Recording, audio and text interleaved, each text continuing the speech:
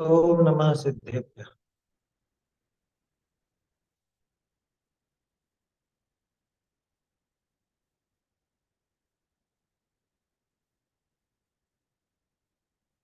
मंगलमय मंगल वीतराग विज्ञान। नमो ताहि जाते भये डर हंता महा। करि मंगल करि हो महाग्रंथ करण को काज। जाते मिले समाज सब पावे निज पद राज। मोक्ष मार्ग प्रकाशक ग्रंथ अपन प्रारंभ कर रहे हैं। इस पर 2 दिन अपनी चर्चा चली। 2 दिन अपन ने इसके किस तरह से ये ग्रंथ प्रकाशन में आया, किस तरह से इसका प्रचार प्रसार हुआ, इसके संबंध में भी अपन ने कुछ बातें देखी। और टोडरमल जी के संबंध में भी कुछ विशिष्ट जानकारियां जो प्रस्तावना आदि के समय थी, वो भी अपन ने देखी। अब अपने को ग्रंथ यहाँ पे प्रारंभ करना है। अपन ने और सब परिचय तो देखा, लेकिन अभी सामान्य रूप से मोक्ष मार्ग प्रकाशक का परिचय नहीं देखा, है ना। तो थोड़ा सा अपन मोक्ष मार्ग प्रकाशक का सामान्य परिचय कि इस ग्रंथ में अपने को क्या मिलने वाला है। दूसरी बात, हम जिस प्रति से पढ़ रहे हैं टोडरमल जी की मूल हस्तलिखित प्रति से, उसमें क्या विशेषता है या किस ढंग से अपन पढ़ेंगे, और उसमें अपना जो भी अभ्यास बनेगा उसमें क्या विशेषता अपने को मिलने वाली है, ये सारी चीज भी अपन अभी देखेंगे। और एक चीज और खास, आवाज कम है क्या? अच्छा, हाँ ठीक है। तो आपके में ही साहब कम है थोड़ी सी, आपके में दिक्कत है, बाकी सबको तो ठीक है। तीसरी बात ये है कि ये प्रति उपलब्ध कैसे हुई, इस प्रति में किनका विशेष योगदान रहा है, वो चीज भी अपन थोड़ा सा देखें। क्योंकि उन लोगों को याद किए बिना अपन ये आगे बढ़े तो ये उनकी सहायता का अपमान होगा। तो पहले तो अपन अपना ग्रंथ का परिचय देखते हैं। मोक्ष मार्ग प्रकाशक ग्रंथ है। मोक्ष मार्ग प्रकाशक ये नाम अपन स्पष्ट हो चुका है कि मोक्ष मार्ग प्रकाशक नाम है, हालांकि किन्हीं किन्हीं ने मोक्ष मार्ग प्रकाश नाम से प्रकाशित किया, लेकिन मोक्ष मार्ग प्रकाशक ही इसका वास्तविक नाम है, ये अपने को स्वीकार करना चाहिए। और वो भी अपन देखेंगे ग्रंथ के अंदर। 9 अध्याय है इसके अंदर, 9 अधिकार जिनको कहा जाता है। 9वां अधिकार अधूरा है। कल अपनी बात चली थी, मैंने आपसे कहा था कि ग्रंथ इतना ही नहीं रहा, कम से कम एक पेज तो इससे ज्यादा मिलेगा ही मिलेगा, ये पक्की बात है। तो वो अभी अपन जब इसका दर्शन करेंगे तब आपको मैं दिखाऊंगा कि किस तरह से इसमें आगे का कुछ लिखा हुआ होगा या कैसे छूट गया है। 9 अधिकार है, उनकी विषय वस्तु क्या है वो समझ लेते हैं। टोडरमल जी का बहुत गहरा और यूं समझ लीजिए बहुत बड़ा विजन था। मतलब वो एक ऐसा ग्रंथ बनाना चाह रहे थे जो बिल्कुल अद्भुत अपूर्व हो, और जिनागम का कुछ भी विषय हो वो सब उसके अंदर मिल। ये उनका एक बहुत समझ लो बड़ी योजना थी। दुर्भाग्य से, अपने दुर्भाग्य से वो पूरी नहीं हो पाई। तो शुरुआत टोडरमल जी ने की मंगलाचरण से। मंगलाचरण में जिनको नमस्कार किया जाता है उन सबका स्वरूप दिखाया। यानी यूं समझ लीजिए कि टोडरमल जी का जो पहला अधिकार है ये प्रस्तावना जैसा है। ग्रंथ की पूरी एक प्रस्तावना है, नाम है मोक्ष मार्ग प्रकाशक। तो जाहिर सी बात है जिन्होंने मोक्ष प्राप्त किया है या जो मोक्ष प्राप्ति में सहायक हैं उन सबको नमस्कार करना और उन सबका स्वरूप समझना भी जरूरी। तो इसलिए शुरू में पंच परमेष्ठि का स्वरूप दिखाया, और जो सहायक होते हैं उनका स्वरूप दिखाया। इसके अलावा कि भाई ये सिद्धि किससे होगी, ये सिद्धि तो शास्त्राभ्यास से होगी। लेकिन शास्त्राभ्यास क्या किसी भी शास्त्र का हो जाए, किसी भी तरह से हो जाए, किसी के द्वारा भी हो जाए? तो नहीं। कैसे वक्ता से शास्त्र सुनना, कैसे श्रोता बनकर के शास्त्र का अभ्यास करना, और कैसे शास्त्रों का अभ्यास करना, ये सारी बातें पहले अधिकार के अंदर अपने को मिलती। छोटा अधिकार है लेकिन प्रस्तावना है और जबरदस्त।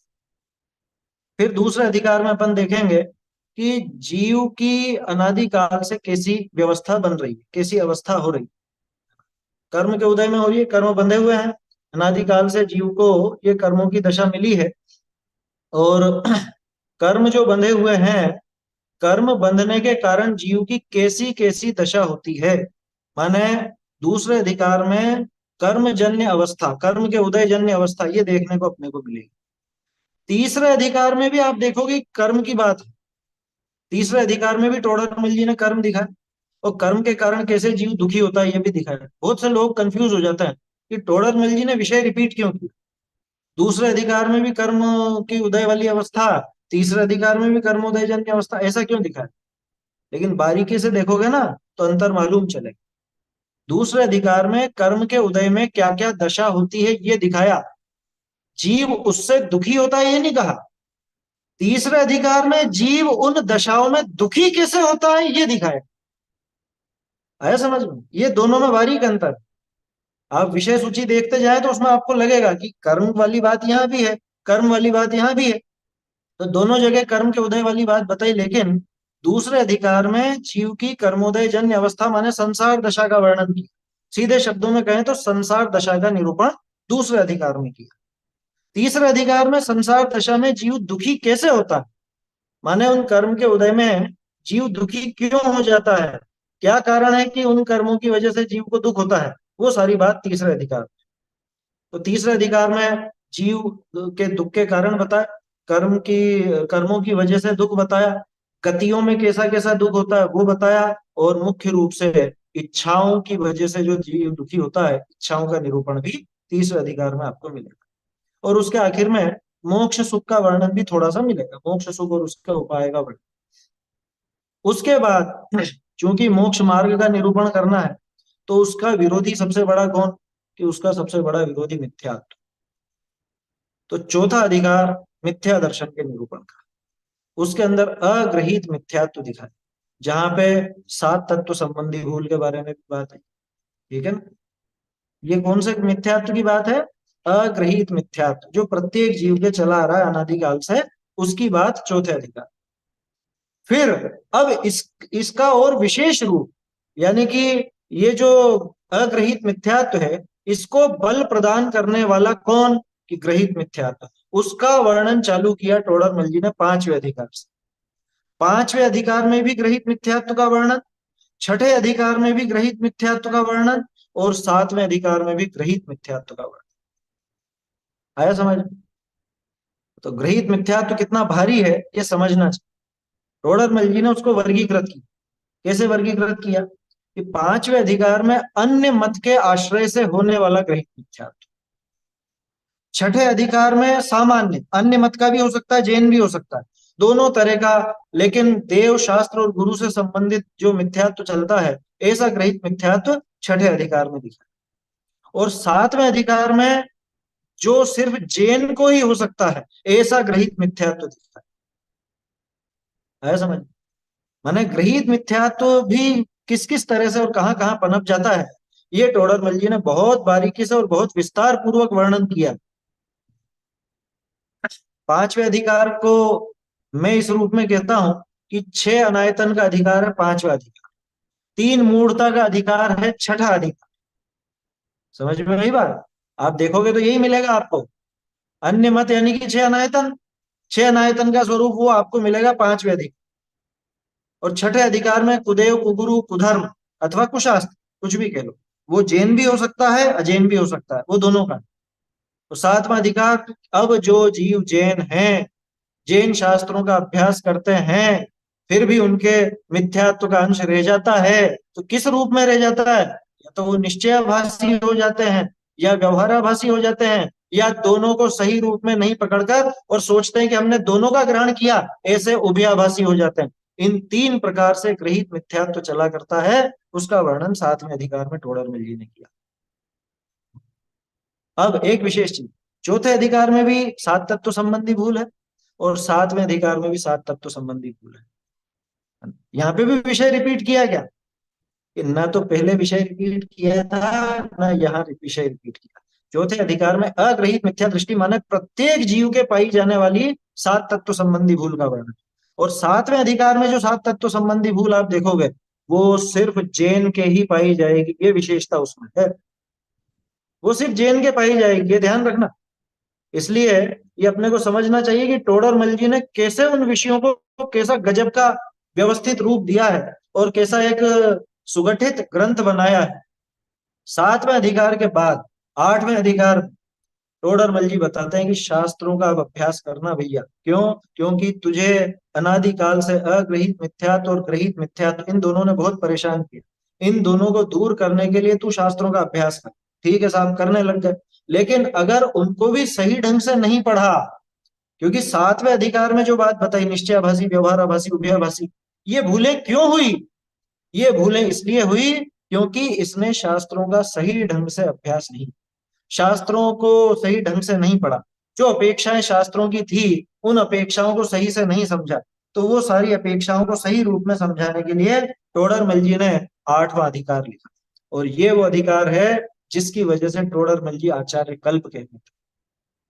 आठवां अधिकार। और ये विषय आपको कहीं और नहीं मिलेगा। ये दृष्टि जो टोडरमल जी ने दी आठवें अधिकार में, वो कहीं और नहीं मिली। देखो सातवां अधिकार भी पूरी तरह से मौलिक दिखता है, लेकिन सातवें अधिकार का जो विषय है, निश्चयाभासी, व्यवहाराभासी, उभयाभासी, ये प्रकरण अपने को अन्य ग्रंथों में भी मिल जाता है। पंचास्तिकाय संग्रह आदि में भी मिल जाते हैं, भाव दीपिका वगैरह में भी मिल जाते हैं, लेकिन इस रूप में नहीं मिलते जैसे टोडरमल जी ने दिया। जिस ढंग से एक व्यवस्थित रूप टोडरमल जी ने दिया, वैसा कहीं और नजर नहीं आता। इसलिए यह आठवें सातवें अधिकार की ये महत्ता। हाँ, एक चीज और है। अब जब वो जीव ग्रहित मिथ्यात्व और अग्रहित मिथ्यात्व दोनों को छोड़ करके आगे बढ़ता है, तो उसका कैसा स्वरूप होता है? ऐसा सम्यक तो सन्मुख मिथ्या दृष्टि का स्वरूप भी टोडरमल जी ने सातवें अधिकार के अंदर निरूपित किया। फिर आठवां अधिकार कि जैन शास्त्रों को सही ढंग से पकड़ने की क्या पद्धति हो, किस तरह से जैन शास्त्रों को सही ढंग से ग्रहण किया जाए, क्या उनकी व्याख्यान पद्धति है, क्या उनका प्रयोजन है, ये भली भांति समझे तो कोई झगड़ा ही नहीं आया समझ। और सबसे आखिर में नौवां अधिकार, जिसके अंदर टोडरमल जी ने ग्रंथ की शुरुआत की थी। टोडरमल जी ने ग्रंथ का प्रारंभ नौवें अधिकार से किया था। मोक्ष मार्ग प्रकाशक, तो मोक्ष मार्ग की शुरुआत सम्यक दर्शन, उस सम्यक दर्शन का निरूपण वो करने लगे थे, लेकिन वो दुर्भाग्य से अधूरा रह गया। तो उसमें भी काफी कुछ बातें अपने काम की दी हैं, लेकिन पुरुषार्थ से ही मोक्ष प्राप्ति, है ना, और चीजें बहुत है। क्रिया, परिणाम, अभिप्राय, निमित्त, उपादान, निश्चय, व्यवहार, ये सारी चीजें आप सीख जाओगे अगर मोक्ष मार्ग प्रकाशक को ढंग से पढ़ोगे। अपूर्ण होने पे अभी भी श्रेष्ठ ग्रंथ है, अपूर्ण हो भले, लेकिन अभी भी श्रेष्ठ ग्रंथ मोक्ष मार्ग प्रकाशक। मोक्ष मार्ग प्रकाशक जैसा कोई दूसरा ग्रंथ। शैली कैसी है? शैली ऐसी है जैसी धवला जी, प्रश्नोत्तर की पद्धति। टोडरमल जी ने प्रश्नोत्तर की ऐसी पद्धति अपनाई क्या। और मनोविज्ञान इतना गजब का, मैं तो कई बार ये बात कहता हूँ, मनोविज्ञान इतनी इतना गजब का है टोडरमल जी का कि पढ़ते पढ़ते आपके दिमाग में जो प्रश्न खड़ा होगा, थोड़ी देर बाद आपको वो लिखा हुआ मिल जाए, या आपके दिमाग में आने के पहले ही लिखा मिल जाए। आप सोचोगे कि शायद ऐसा हो ऐसा हो, इसके पहले तो वो प्रश्न और उत्तर दोनों चीजें वहां पे टोडरमल जी देते। इसलिए बहुत अच्छे से अपने को इस ग्रंथ का अभ्यास करना है। अपन प्रयास करेंगे पूरी तरह समझने का। टोडरमल जी ने तो बहुत सरल करके दिया। अब ये तो हमारा क्या कहें, हमारा दृष्टिकोण और हमारी बुद्धि है। हमारा थोड़ा सा अभ्यास होना चाहिए, प्रयास होना चाहिए कि अपन प्रमाद छोड़ करके इस ग्रंथ को अच्छे से पढ़ें और समझें। उसके लिए मैं आपसे फिर से निवेदन कर रहा हूँ, ग्रंथ सामने रख करके बैठें और पेंसिल रबड़ साथ में रखें, ताकि हाथों हाथ कुछ निशान लगाना हो या कुछ भी आपको नोट करना हो तो वो कर सके। और डायरी में नोट करें तो बहुत अच्छी बात है, आप खुद के नोट्स बनाए तो उससे बढ़िया तो और क्या बात हो। आया समझ? ये आप लोग थोड़ा सा इतना प्रयास करेंगे तो अपना ये प्रयास सफल रहेगा मोक्षमा प्रकाशक समझने का। तो ये थोड़ी सी मैंने आपको रूपरेखा मोक्षमा प्रकाशक की बताई कि क्या है, जो उपलब्ध है उसकी क्या, अनुपलब्ध की तो अपन क्या अंदाजा लगाए टोडरमल जी कितना लिखे। बोलिए। आपने कल जब ये मूछमा प्रकाशक के विषय में बता रहे थे, तब आपने बोला कि छोटे दादा ने ये बताया कि 5,000 पेजेस मिलते हैं। हाँ, मतलब वो मिलते पांच हैं हजार नहीं, मिलते, अगर पूरा होता तो इतना बड़ा ग्रंथ होता। मतलब एक पूरा मोक्ष मार्ग प्रकाशक मिलके 5,000। अगर पूरा हो जाता, अगर ये ग्रंथ पूरा हो जाता तो 5,000 पेज का होता, ये उनका कहने का आशय था। जो भी आपको 350-400 पेज का नजर आता है, वो 5,000 पेज का होता अगर पूरा हो जाता तो। पर वो पूरा नहीं हुआ, है ना। चलिए, एक और क्या लिखा है ये।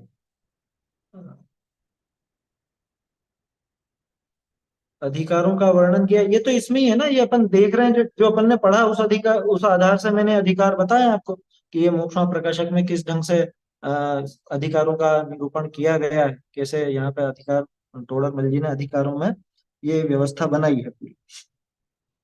चलिए, अब दूसरी बात, ये तो बात अपने ग्रंथ के परिचय की हो गई। दूसरी बात क्या बता रहा था मैं आपको, कि ये जो प्रति है, ये कैसी है और इसका अपन कैसे क्या अभ्यास करेंगे, है ना। ये थोड़ा सा मैं आपको दिखाऊं, उसके पहले एक और विकल्प मुझे आ गया।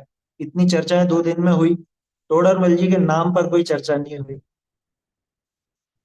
टोडरमल जी नाम मिलता नहीं आसानी से ना। इतिहास में ढूंढने जाओगे तो 2-3 टोडरमल मिलेंगे। एक टोडरमल राजा था, है ना, वो अलग था। एक टोडरमल जी पंजाब में भी कोई जैन थे, वो अलग थे।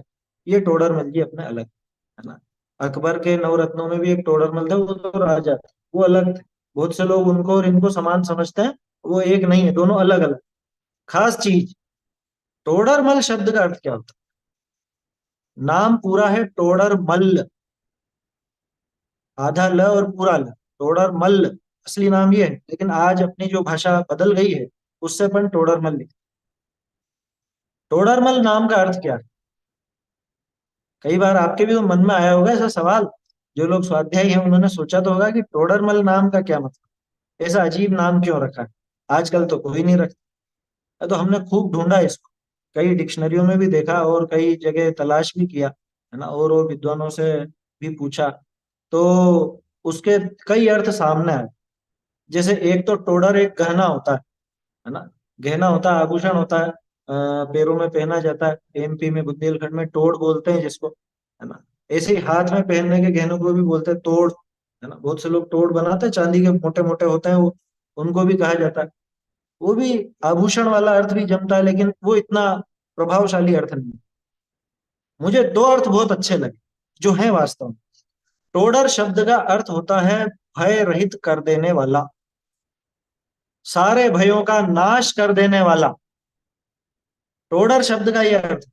और फिर आगे मल्ल और लगा हुआ है, तो मल्ल माने योद्धा, वो योद्धा जो बिल्कुल निर्भय कर देवे, भय रहित कर देवे, सारे भयों का नाश कर देवे, उस योद्धा को कहा जाएगा टोडर मल्ल।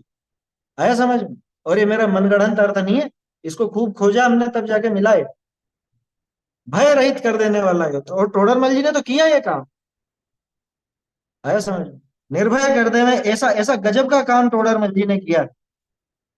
उन्होंने सम्यक दर्शन का जो उपाय हमको दिखाया और ये सारी बात बताई, तो भय, भव के भय से रहित कर देने वाले ऐसे वास्तव में हमारे टोडर मल्ल जी। एक टोडर शब्द का एक और अर्थ होता है, टोड़ बोलते हैं, जैसे जो पुराने मकान हवेलियां आपने देखी हो, तो हवेलियों में जो खंभे होते हैं और खंभों के ऊपर छत होती है, तो वो जो छत की पट्टियां, या समझ लीजिए पूरी छत जिस पे टिकी होती है, खंभे के ऊपर एक ऐसा आगे निकला हुआ मोटी पट्टी या कुछ इस तरह की रहती, उसको टोड़ कर, माने जिसके ऊपर पूरे भवन का भार हो, उसे भी टोड़ कहते हैं। तो वो वाला अर्थ भी बैठता है कि जिनागम का, यूं समझ लो, जिनागम के प्रचार का, शुद्ध आमनाय का पूरा भार जिन्होंने अपने कंधों पर ढोया, ऐसे महान योद्धा टोडर। है समझ में? बाकी सबसे श्रेष्ठ अर्थ तो वो है, भय रहित कर देने वाले योद्धा, वो टोडर मल्ल। आया समझ? सुन करके प्रसन्नता तो होनी चाहिए। टोडर मल जी नाम का क्या आशय है और कितना उसका गंभीर और महान अर्थ है, ये अपने को जान करके प्रसन्नता होनी ही चाहिए। तो ये तो टोडर मल जी का शाब्दिक अर्थ है, टोडरमल शब्द का। चलिए, तो ये बात हो गई। अब अपने विषय पर आएंगे अपन। अब ये जो प्रति है, एक बार ये प्रति आप फिर देख लीजिए, हस्तलिखित प्रति जिसके आधार से अपन अभ्यास करेंगे।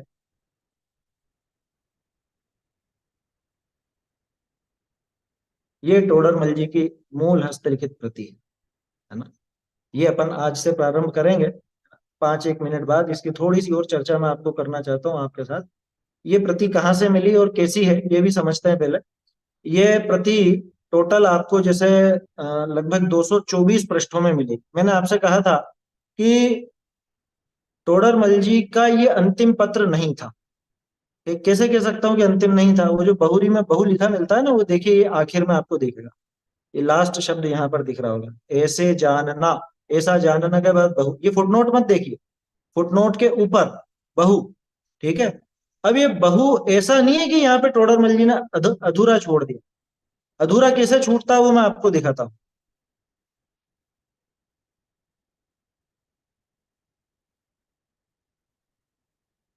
अगर अधूरा होता ना तो वो इस तरह से हो। समझ में आ रही है बात? ये पेज अधूरा छूटा हुआ, या यहाँ लिखा इसके बाद ये खाली है यहाँ पे। तो अगर अधूरा छूटता तो इस तरह से छूटता। वो बहुरी कैसा है बताऊं? वो बहुरी है इस तरह का, जैसे ये पेज देखिए, इसका आखिरी शब्द विशेष दिखा। अब ये दिखा के बाद आपको अगले पेज पर मिलेगा, दिखा के बाद मिलेगा यहाँ पे दिखाई तिनका निषेध करिए, ऊपर ऊपर दिख रहा। तो ई पीछे मिला हुआ है। तो कहने का अर्थ यह है कि ये जो बहु शब्द आखिर में अपने को मिलता है, ये बहु शब्द उनका अंतिम शब्द नहीं था। बहुत से लोग ऐसी कल्पना करते हैं कि जिस टाइम वो सैनिक उनको पकड़ने आए उस टाइम लिख रहे होंगे और फिर उनको एकदम उठा के ले गए होंगे। भाई तो कोई भी दरवाजे पे भी आया है, अगर कोई शब्द लिख रहे हैं तो ऐसा नहीं होता कि बहु लिखते लिखते और वो लिखते लिखते उठा करके लिख। उन्होंने कुछ ना कुछ तो आगे लिखा है, कम से कम एक पेज तो था आगे। और कितना था ये अपन नहीं कह सकते। दूसरी विशेष बात कि आपने पहला पेज या ये पेज देख लीजिए, ये पेज थोड़ा ज्यादा फेयर नजर आ रहा है आपको, साफ सुथरा नजर आ रहा हो, है ना। हालांकि इसमें भी थोड़े थोड़े सुधार तो हैं, लेकिन ये साफ सुथरे पेज हैं। कहाँ तक? ये पत्र संख्या 55 तक, है ना। ये यहाँ तक टोडरमल जी ने देख देख लिया था। और हो सकता है कि ये उन्हीं के हाथ का हो या किसी प्रतिलिपिकार के हाथ का हो, लेकिन ये फेयर करवा लिया था। यहाँ देख सकते हैं आप, इससे आगे पत्र संख्या 59 पर देखें। ये यहाँ पे एक नोट दिया, और ये पत्र संख्या 59 ये है जो नीचे दिख रहा है। ये दोनों अलग अलग पेज है, लेकिन वो फोटो खींचने में दोनों साथ में आए हैं। यहाँ से टोडरमल जी की ओरिजिनल हस्तलिखित है प्रति। हो सकता है वो पहले वाली भी उन्हीं के हाथ की हो, लेकिन वो बहुत फेयर है। और ये उनका लिखते जा रहे थे और जो साथ में चल रहा था वो था। तो ये चौथे अधिकार तक उनका फेयर हो चुका था। चौथा अधिकार जो है, पहला दूसरा तीसरा चौथा, ये 4 अधिकार का काम फेयर हो चुका था। इसके आगे का काम और शेष था, है ना। तो ये चीज अपन देखेंगे। दूसरी एक और बात आपसे कहना चाहता हूं, टोडरमल जी ने इसको आखिरी रूप दिया नहीं था अभी तक। क्योंकि अभी आपने देखा होगा, अगर किसी की निगाह पड़ी हो तो वहां जो प्रशस्ति थी उसमें छठा अधिकार लिखा, चौथे के स्थान पर छठा लिखा। और पांचवा अधिकार, छठा अधिकार, सातवां अधिकार, इनके आगे तो खाली संख्या छोड़ दी। ना पांचवा लिखा, ना छठा लिखा, ना सातवां लिखा। इसका मतलब यह है कि टोडरमल जी हो सकता है इन अधिकारों को आगे पीछे करते, शायद उनके दिमाग में क्या रहा हो अपन नहीं जानते, लेकिन ये चीजें जरूर हुई उस समय। ठीक है ना। तो इस वजह से वो खाली छूटा हुआ नजर आता है। तो इसलिए अपन ये देख सकते हैं कि ये ग्रंथ आगे भी कुछ तो था, लेकिन वो पन्ने कहाँ गए, वो ग्रंथ किधर गया, वो मिलता नहीं। आगे की प्रतिलिपिकारों को भी नहीं मिला। इससे अपन ये कह सकते हैं कि उसी टाइम पर जब्त कर लिया गया। आगे का जो हिस्सा है वो उसी टाइम जब्त कर लिया गया जब उनको पकड़ के ले जाए। क्योंकि अगर आगे थोड़ा बहुत कुछ होता तो अपने को दूसरी प्रतिलिपियों में मिल जाता, लेकिन वो नहीं मिलता, है ना। इसलिए ग्रंथ जितना भी है वो इतना ही है। और योग की बात है कि ये ग्रंथ हमको मिला और हमने इसकी स्कैनिंग की। थोड़ा सा 2 मिनट इसके बारे में बताना चाहता हूँ। ये सबसे पहले क्या था कि लगभग सन 12-13 के आसपास, या शायद उससे भी पहले, मैं भूल गया, मुझे वहां जाने का मौका मिला, ग्रंथ को देखने का मौका मिला। ग्रंथ के दर्शन उस समय किए मैंने।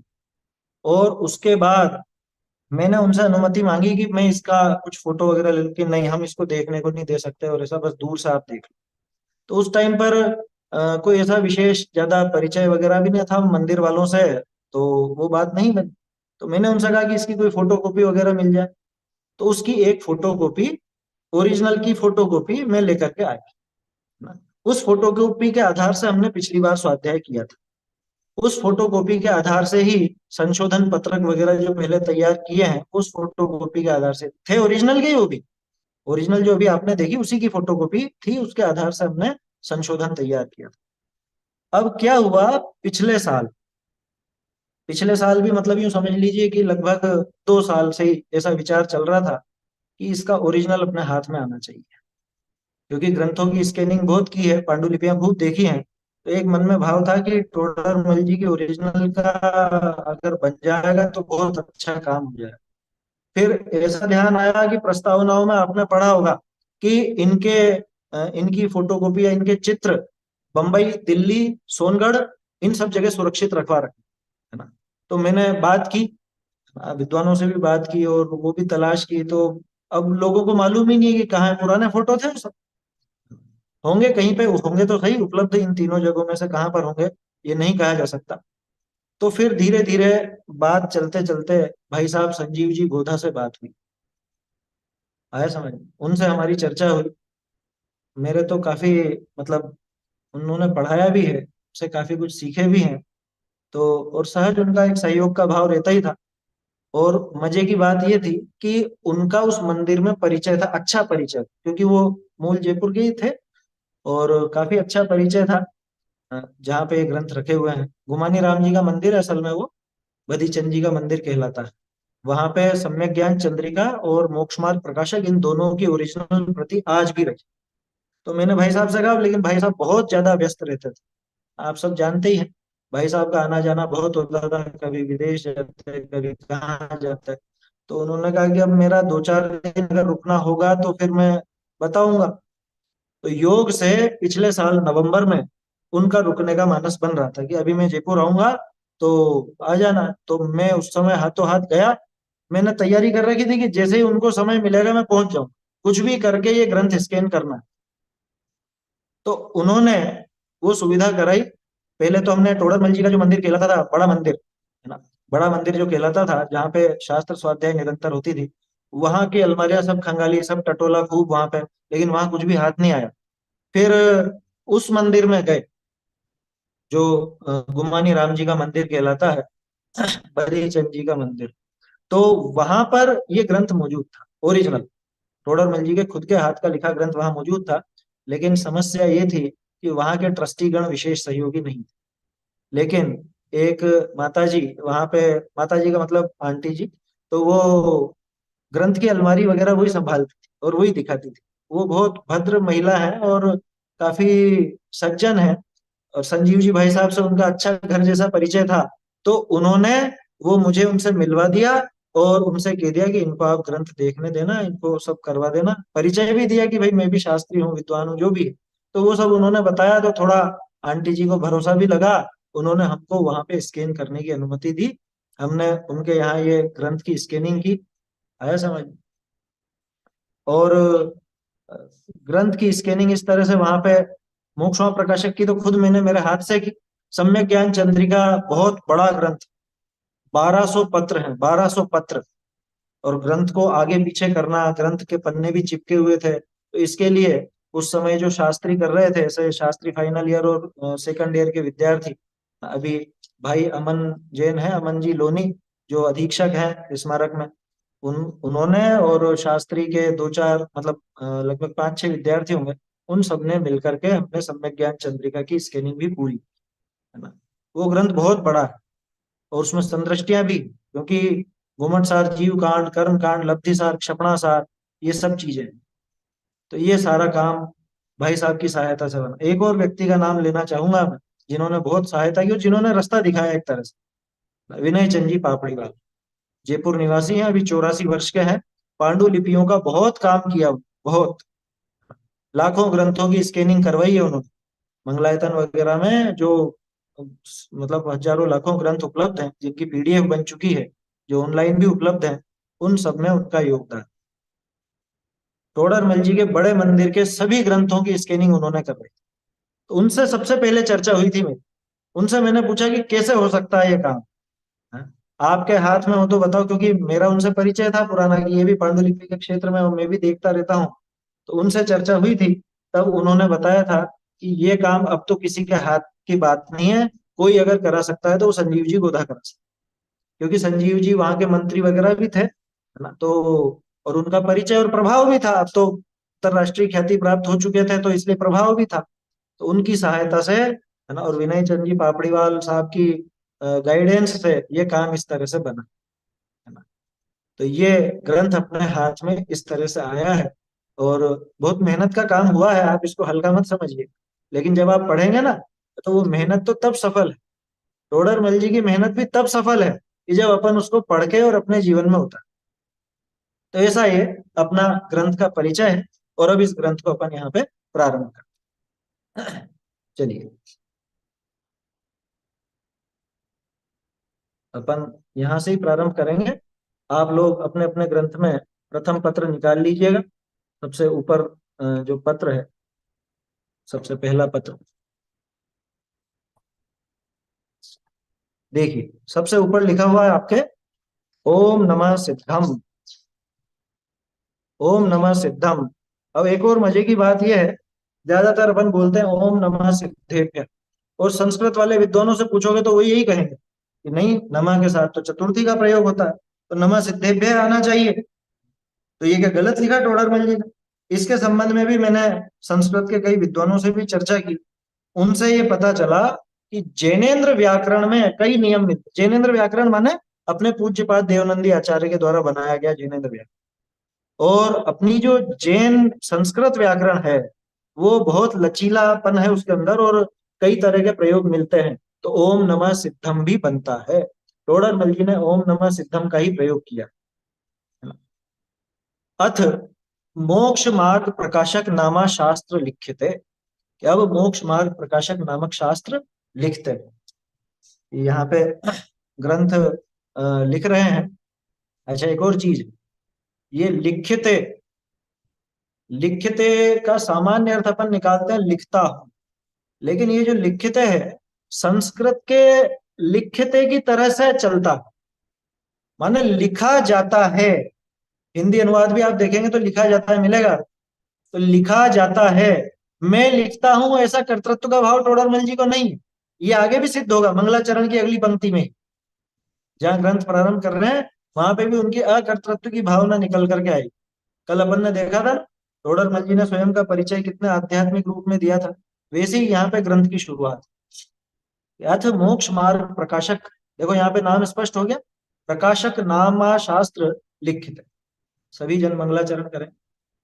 मंगलमय मंगल करण वीतराग विज्ञान, नमो ताहि जाते भय कर हंतादि महा, करि मंगल करि हो महाग्रंथ करण को काज, जाते मिले समाज सब पावे निज पद राज। मंगलाचरण में क्या लिखा है उसको थोड़ा सा अपन समझते हैं। मंगलमय मंगल करण, ये मंगलमयी है और मंगल करने वाला कौन? वीतराग विज्ञान। वीतराग विज्ञान जो है वो स्वयं अपने आप में मंगलमय है और मंगल करने वाला है। थोड़ा सा अपन इसको समझें। मंगल माने क्या? मंग माने सुख, ल माने लाने वाला। मंगल, ये माइक बंद कर लीजिए, माइक किसका चालू है? मंग यानी सुख, ल यानी लाने वाला, है ना। तो जो सुख लाए, सच्चे सुख को लाए, वो मंगल। दूसरा मम, मलम, गल, गलाने वाला, जो मोह राग द्वेष रूपी पापों को गलाए, वो मंगल। ये सब आपने बाल बोध में पढ़ा हो। ये मूल में मालूम कहाँ का? मूल में धवला जी में है। धवला जी में मंगल शब्द का ये अर्थ। सोचो, छोटे छोटे उन भागों में बच्चे कितने बड़े बड़े ग्रंथों की बातें सीख जाते हैं, छोटे छोटे से पाठों में। अभी एक और चीज आपको यहाँ पे देखने को मिलेगी। पंच परमेष्टि वाला पाठ आप सबने पढ़ा होगा या पढ़ाया होगा अगर, तो उसमें जो परिभाषा है वो सब मोक्ष मार्ग प्रकाशक में से उठाई हुई। आया समझ? ये भी अपने को देखने को यहाँ पर मिलेगा। तो मंगलमय, ऐसे मंगलमय स्वरूप जिनका है, और जो स्वयं मंगल करने वाले हैं, ऐसे कौन कि वो तो पंच परमेष्ठि का स्वरूप है, वो आगे बात आएगी। तो ऐसा वीतराग विज्ञान, वास्तव में तो वो वीतराग विज्ञान है जो स्वयं मंगलमयी है और जो मंगल करने वाला।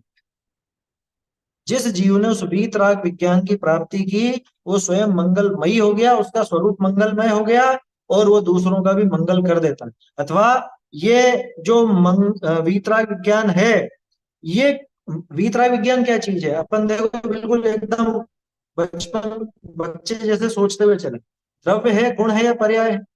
वीतराग विज्ञान क्या चीज है? कि वीतराग विज्ञान पर्याय है। ठीक है ना? वीतराग विज्ञान, वीतराग में राग द्वेष रहित पना, और विज्ञान विशेष ज्ञान, वो केवल ज्ञान के लिए। अथवा राग द्वेष रहित अपना आत्म स्वभाव समझकर जो सम्यक ज्ञान प्रकट हुआ उसको भी वीतराग विज्ञान कहा। तो सम्यक ज्ञान अथवा केवल ज्ञान दोनों अर्थ निकलते हैं। अब ये जो पर्याय है सम्यक ज्ञान की अथवा केवल ज्ञान की, ये स्वयं उस जीव का, मतलब ये स्वयं मंगलमयी है क्योंकि सुखमयी है। ज्ञान और सुख का तो जोड़ा चलता है। सुखमयी है और आगे भी सुख करने वाली है, यानी कि आगे भी मंगल करने वाली, सारे दुखों का नाश करने वाली दशा है और सुख की प्राप्ति कराने वाली दशा। नमो ताहि, मैं उसको नमस्कार करता हूं, जाते हैं भय, जिससे हुए हैं कौन? अरहंतादि महान। ये बताओ अरहंतादि महान क्यों है? कोई आपसे पूछे तो क्या जवाब है? कि वीतराग विज्ञान मई है इसलिए महान। नमो ताई, देखो क्या कहा, अरहंतों को नमस्कार तो करेंगे ही सही, लेकिन अरहंत किसकी वजह से पूज्य हुए? हम तो उस वीतराग विज्ञान को नमस्कार करते हैं। ऐसा कैसे करा इन्होंने? सीधे सीधे अरहंतों को नमस्कार करते कि नहीं। समंत भद्राचार्य ने भी ऐसे ही किया। समंत भद्राचार्य ने क्या कहा? हे प्रभु, मैं आपको इसलिए नमस्कार नहीं करता हूँ आके आपके वो देव आते हैं और 64 चंवर हैं और आकाश में गमन होता है, देवागम नभो यानी चामरादि विभूते, ये मैं क्यों नमस्कार करता हूँ? कि आप राग द्वेष से रहित हो, वीतराग हो, विज्ञानमयी हो, इसलिए नमस्कार करता हूं। तो बोलो अरहंत आदि किससे महान हुए? कि वीतराग विज्ञान से। नमो ताहि, जाते भय, मैं उसको नमस्कार करता हूं जिससे अरहंत आदि महान भय, जिससे अरहंत आदि महान हुए हैं। आया समझ? इसी से होते हैं जितने भी आज तक अरहंत हुए, जितने भी सिद्ध हुए, इस वीतराग विज्ञान के कारण ही हुए। जितने भी अभी हो रहे हैं वो भी इसी वीतराग विज्ञान के कारण हो रहे हैं, और आगे भी जो होंगे वो सब इस वीतराग विज्ञान के कारण ही महान होंगे। उस महानता को इसी के कारण प्राप्त करते हैं। इसलिए मैं नमो ताही, मैं इसलिए इसको नमस्कार। ठीक है साहब, कर लिया मंगल, करी मंगल। अब मंगल करके करी हो, करी हो मतलब करूंगा अथवा करता हूं। कि मंगल करके अब मैं क्या काम करता हूं? महाग्रंथ करण को काज। देखो अब ये महाशब्द जो है ना, ये महाशब्द दोनों के लिए लगे। ग्रंथ करने का महान कार्य अथवा महाग्रंथ करने का कार्य, क्या है? महाशब्द जो है वो दोनों तरफ जाए। करी मंगल करी हो महाग्रंथ करण को काज। कि अब मैं ये, अच्छा मंगल के साथ भी लगा सकते कि ऐसा महामंगल करके मैं महान ग्रंथ करने का महान कार्य प्रारंभ करता, क्योंकि महामंगल है वीतराग ज्ञान को नमस्कार अपने आप में महान। आया समझ में? क्या होगा इससे? कि जाते मिले समाज सब, पावे निज पद राज। कि जिससे क्या हो? कि सारा समाज मिल जाए। कौन सा समाज है? टोडरमल जी को समाज की इतनी परवाह होती तो पांचवा अधिकार लिख देते क्या? हैं? छठा अधिकार लिख देते क्या? सातवें अधिकार में ऐसी चुभती हुई बातें लिख देते क्या? कौन सा समाज की बात? देखो समाज की तो व्यवस्था वो जानते थे कि कोई किसी के मिलाने से मिलने वाला नहीं है, कोई किसी के साथ रखने से साथ रहने वाला नहीं है। ये सारे जीव तो न्यारे न्यारा हैं और सबको अपने अपने अनुसार जैसा भी जिसका भाव होता है वैसा परिणमन होता है। तो मिलाने की चेष्टा तो मूर्खता है कि हम सबको मिला करके रखें। देखो सब हिल मिल करके रहे, प्रेम पूर्वक रहे, अच्छी बात है, लेकिन मिलाने के लिए सिद्धांतों से समझौता किया जाए वो काम कभी नहीं हो। और टोडरमल जी इसी तरह के व्यक्ति थे कि भाई थोड़ा सा आप झुको, थोड़ा सा हम झुके, थोड़ा सा आप आगे बढ़ो, थोड़ा सा हम आगे बढ़े, तो सब मिल जाएंगे। कैसे मिल जाएंगे भैया? लोग बाग एक भावना होते हैं सर्वधर्म समभाव, और वो सब मिलकर के रहे, हम सब एक हैं। एक कैसे? तुम कहते हो जगत का कर्ता ईश्वर है, हम कहते हैं कि नहीं। तुम कहते हो कि, हम कहते हैं कि भाई हिंसा में पाप है, तुम दूसरे जीवों को उनकी हिंसा में कुछ पाप गिनते ही नहीं हो, बल्कि धर्म गिनते थे। कैसे कैसे एक होंगे बताओ? समझ में आ रही है बात? अरे एक नहीं हो सकते, क्योंकि जब तक वो विचारधारा भिन्न है, जब तक वो मान्यताएं भिन्न भिन्न है, तब तक वो एक पने की बात ही व्यर्थ है। तो क्या झगड़ा करें? कि बात झगड़े की नहीं है, बात तो सही समझने की। आया समझ? तो फिर ये कौन से समाज को मिलाने की बात कर रहे हैं टोडर? जाते मिले समाज, सही है बात, अपने अनंत गुणों का समाज। है समझ में? वो है समाज। समाज शब्द के अर्थ ढूंढोगे ना तो कई अर्थ निकले। समूह को, संगठन को भी समाज कहा जाता है। लौकिक में भी वो लोगों का संगठन ही तो समाज कहलाता, और क्या है? लोगों के समूह को समाज कहा जाता है। तो ऐसे ही अपने जो अनंत अनंत गुण है, वो सब मिल जाए। ठीक है? और कैसे मिल जाए? सम्यक रूप से मिल जाए। अच्छा, तो यहाँ प्रश्न खड़ा होता है कि भाई गुण क्या अलग अलग है जो मिलाना पड़ेगा? गुण तो हमारे हमारे में ही है ना। हमने तो अगुरु लघुत्व गुण पढ़ा है कि आत्मा में रहने वाले अनंत गुण बिखर कर अलग अलग नहीं होते। तो जब अलग अलग नहीं होते तो फिर मिलाना किसको है? जब अलग अलग नहीं होते तो मिलाना किसे है? जो आप कह रहे हो जाते हैं मिले समाज, सबका अर्थ गुणों से ले लो। मिले हुए ही तो है कि नहीं है मिले हुए? क्योंकि आपका ज्ञान अलग दिशा में भाग रहा है, आपका चारित्र अलग दिशा में भाग रहा है, श्रद्धा अलग दिशा में भाग रही है, सब मिथ्या हो रहे हैं, उल्टा सीधा हो रहा है सब काम। मिले हुए तो तब कहलाएंगे कि जब सब एक ही दिशा में जाए, जब सब एक साथ सम्यक हो जाए। तो सम्यक पना वो पहला मिलन, और इनकी पूर्णता, सारे के सारे पूर्णता को प्राप्त हो, वो ये वास्तव में इनका मिलना कहता है। तो जाते मिले समाज सब, ये भावना है टोडरमल जी।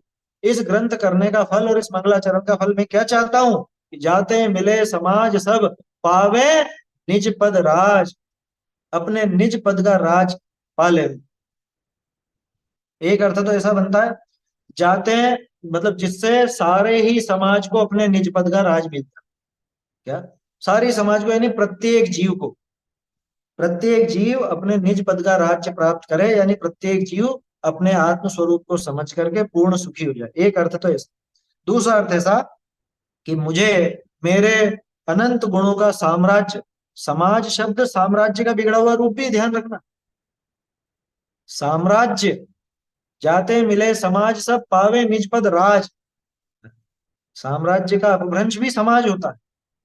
तो जिससे सारा समाज, यानी कि सारा साम्राज्य, कौन सा साम्राज्य? मेरे अनंत गुणों का, अनंत गुणों की पूर्णता का, उस पूर्णता का साम्राज्य मुझे प्राप्त, मेरे अनंत अनंत गुण प्रकट हो और मैं अपने निज पद को प्राप्त हो जाऊं। जाते मिले समाज सब, पावे निज पद राज। ये एक मंगल भावना है कि ऐसा मैंने मंगलाचरण किया है, और मंगलाचरण करके ये महान ग्रंथ करने का मैंने ये उपक्रम प्रारंभ किया है। देखो, भावना तो रहती है कि मंगलाचरण करें तो वो पूरा हो जाए।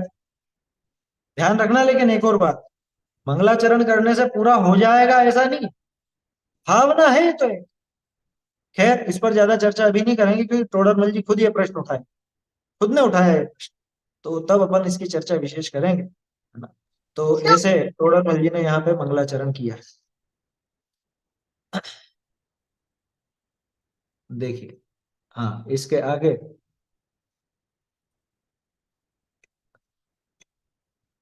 समय तो अपना, देखिए समय के संबंध में एक चीज और बता दूं। अपन प्रयास ये करेंगे कि पौन घंटे से 1 घंटे के बीच में अपना ये समय रहेगा। किसी को ये आकुलता हो कि भाई पौन घंटे का है कि 1 घंटे का है, तो आपको बता देता हूँ, जो भी विषय चल रहा होगा उस विषय की थोड़ी पूर्णता हो जाए, लगभग 50-55 मिनट जो भी रहेगा, 45 से 1 घंटे के बीच में अपना समय रहा करेगा ना। किसी को आकुलता हो तो बता दीजिएगा, पौन घंटे का ही रख लें। अथ मोक्ष मार्ग प्रकाशक नाम शास्त्र का उदय हो है, तहाँ मंगल करिए। नमो अर्हंताणम, नमो सिद्धाणम, नमो आयर्याणम, नमो उवच्छायाणम, नमो लोये सव्वसाहुणम। अभी यहीं तक देखते हैं, फिर आगे की चर्चा कल बढ़ाएंगे अपन।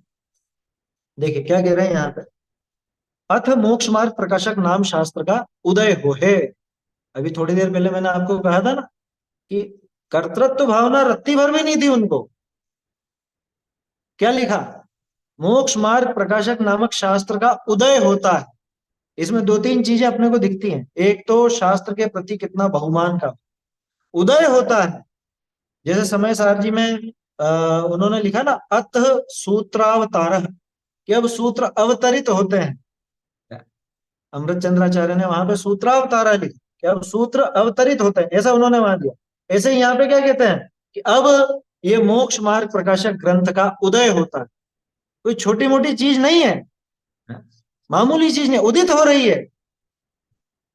जैसे बाबूजी ने प्रयोग किया ना, उदित हो विश्व क्षितिज पर नित्य दे रहा आरहत वच आलोक, जगत की पीड़ा रे अज्ञान, सौख्य रे केवल निज अवबोध, उदित हो विश्व क्षितिज पर नित्य, उदित है लिखा उन्होंने, उदित है विश्व क्षितिज पर नित्य आरहत वच दे रहा आरहत वच आलोक। उदित है ये, उदित उदित होता है। जैसे सूरज उगता है, सूरज उदित होता है ना, जैसे सूर्य का उदय वैसे ही शास्त्र का उदय। जैसे सूर्य उदित होकर के सारे मिथ्यात्व को सारी अंधकार, रात के अंधकार को दूर भगा देता है, ऐसे ही ये शास्त्र उदित होकर के, नाम ही मोक्ष मार्ग प्रकाशक है, प्रकाश फैलाएगा ये शास्त्र जो उदित होगा, ये निश्चित रूप से मोक्ष के मार्ग में प्रकाश फैला देगा।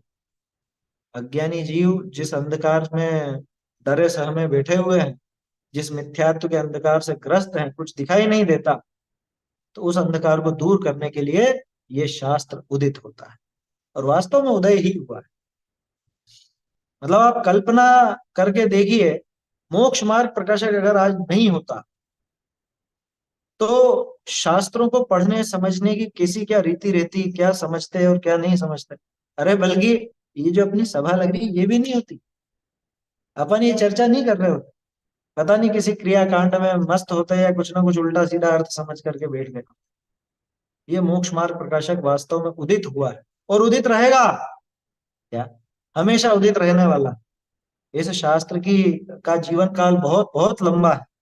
जैसे आज अपन 2000 साल बाद भी समय सारची देख रहे हैं और आगे भी चलेगा ही सही, ऐसे ही मोक्ष मार्ग प्रकाशक भी हजारों वर्षों तक ऐसा ही उदित रहेगा। इस बात में कोई शंका है नहीं। तो मोक्ष मार्ग प्रकाशक शास्त्र का उदय होता है। दूसरी बात जो इससे पकड़ में आती है कि बिल्कुल भी कर्तृत्व का बोझ अपने ऊपर नहीं लेते। मैं अब इस ग्रंथ को लिखना प्रारंभ करता हूं, ऐसा नहीं लिखा। क्या कहा? शास्त्र उदित होता है भैया।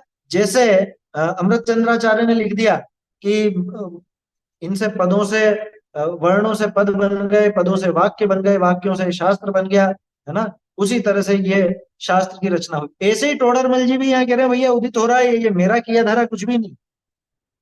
अगर आपको टोडरमल जी की इसके पीछे की भावना देखनी है तो त्रिलोक सार ग्रंथ की प्रस्तावना पढ़ लीजिए। छोटी सी प्रस्तावना है, 3-4 पेज की, बहुत आनंद आ जाएगा। वहां ऐसा प्रश्न लिखा उन्होंने, प्रश्नोत्तर की शैली वहां भी थी। वहां क्या प्रश्न दिया कि भाई अ, आप तो कहते हो कि सब द्रव्य भिन्न भिन्न है, सारे के सारे द्रव्य न्यारे न्यारे हैं, तो फिर आप इस शास्त्र से, मतलब आप इस शास्त्र के कर्ता कैसे? ये प्रश्न उन्होंने खड़ा किया। आप इस शास्त्र के कर्ता कैसे हो? और ये सारे द्रव्य कौन से? ये कागज, स्याही, कलम, ये सब न्यारे न्यारे हैं, तो ये शास्त्र कैसे बने? तो वहां उन्होंने निमित्त निमित्त की बहुत सुंदर व्याख्या की। कहाँ पे? त्रिलोक सार की प्रस्तावना में। आगे का ग्रंथ आपको करना नहीं हो गया, भारी लगे, वो भले मत पढ़ना, लेकिन शुरू की प्रस्तावना जरूर पढ़ी टोडरमल जी। वो ही बात यहाँ पर लगाना। टोडरमल जी को रत्ती भर भी कर्तृत्व का अभिमान नहीं है कि मैं इस शास्त्र का रचनाकार हूँ, ग्रंथकार हूँ, वो जानते हैं कि ये सारे के सारे ऐसा ही ये बनाव सब ऐसे ही बनने थे। ये कागज आना था, ये स्याही आनी थी, ये कलम आनी थी, इस तरह से लिखना होना था, और ऐसे ऐसे भाव मेरे होने थे। इनका परस्पर में ऐसा निमित्त निमित्तिक संबंध बन गया, तो इस शास्त्र का उदय हो रहा है। आया समझ? और इसके बाद सबसे पहले ही मंगलाचरण किया, है ना? पंच नमस्कार मंत्र, नमोकार मंत्र के द्वारा यहाँ मंगलाचरण किया। आगे की चर्चा अपन कल करेंगे। इसके संबंध में एक और बात बता दूं, यहाँ जो रूप दिया है नमो अरहंताण, बहुत से लोग इस पर बहस करते हैं। क्या? बहुत से लोग ऐसी जिद करते हैं, नहीं नमो अरहंताणम ही सही है, या नमो अरिहंताणम ही सही है, आयरियाणम ही सही है, या आईरियाणम ही सही है। ऐसा नहीं, अपने को अलग अलग रूप देखने को मिलता है। धवला जी में भी अलग अलग रूप अपने को देखने को मिलते हैं, दूसरे ग्रंथों में भी अलग रूप देखने को मिलते हैं, क्योंकि प्राकृत भी कई तरह की होती है। प्राकृत में संस्कृत की तरह एक रूपता नहीं है। 7 तरह की प्राकृत तो हमने कोर्स में पढ़ी। क्या? पेशाची, अर्धमागधी, शोर सैनी, महाराष्ट्री, ये प्राकृत के अलग अलग भेद हैं। तो आपको वो रूपों में भिन्नता दिख सकती है। एक जैसा आत्मा शब्द है, तो आत्मा के लिए अप्पा भी मिलेगा आपको प्राकृत, आधा भी मिलेगा, अत्ता भी मिलेगा। तो इसमें कोई बहस करने की बात नहीं कि अरहंताणम क्यों, अरिहंताणम क्यों नहीं, या अरिहंताणम क्यों, अरहंताणम क्यों नहीं। ये दोनों रूप चलते हैं। ऐसे ही आयरियाणम और आईरियाणम, ये दोनों रूप भी चलते हैं, है ना? टोडरमल जी साहब ने तो यहाँ पे आयरियाणम का प्रयोग किया है ना? देखिए, लिखा ना यहाँ पे आयरियाणम। और नमो उवज्जयनम तो वैसे ही मिलता है, नमो लोए सव सहुणम, ये भी यहाँ पर बराबर मिलता है। तो इस तरह से ये मंगलाचरण यहाँ पे किया है और ग्रंथ प्रारंभ किया है। इसका अर्थ और आगे अनंत आदि का स्वरूप, ये सब चीजें फिर अपन कल से प्रारंभ करेंगे। अभी अपना समय हो गया है। एक चीज और आपको बता दूं, अब जो अपना नित्य स्वाध्याय चलेगा, वो इस ढंग से चलेगा कि पहले आपको मैं स्क्रीन पर वो ओरिजिनल प्रति दिखाऊंगा, उससे एक एक पैराग्राफ अपन पढ़ लिया करेंगे, उसके बाद फिर उस पर चर्चा करेंगे। उस चर्चा में जब मैं रुकूं या जब मेरे को थोड़ा विचार होगा, तो मैं आपको मौका दूंगा कुछ बोलने का या प्रश्न पूछने का, है ना? अभी तक हमारी सभा में क्या होता था कि कभी भी कोई कुछ बीच में पूछ सकता था, या रेज हैंड करके पूछ सकता था, लेकिन अभी संख्या भी बढ़ गई है, तो सब लोग अगर उस दृष्टि से चलेंगे तो बहुत गड़बड़ हो जाएगी।